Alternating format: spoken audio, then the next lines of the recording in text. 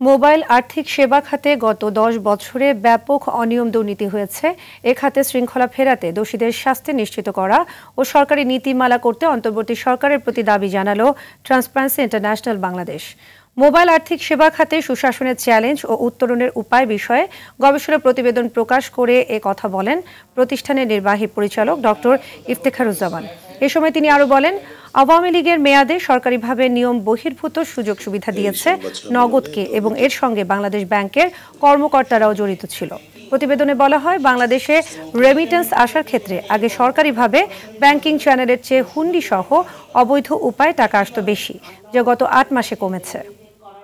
সুনির্দিষ্ট নিয়ন্ত্রণ ব্যবস্থা না থাকার কারণে দুইটা জিনিস হয়েছে। একটা হচ্ছে যে উদ্দেশ্যমূলকভাবে একটি বিশেষ এমএফএসকে সুযোগ দেওয়া হয়েছে এবং তার মাধ্যমে যারা রাজনৈতিকভাবে অন্যভাবে ক্ষমতাবান ছিলেন তারা সুবিধা অর্জন করেছেন।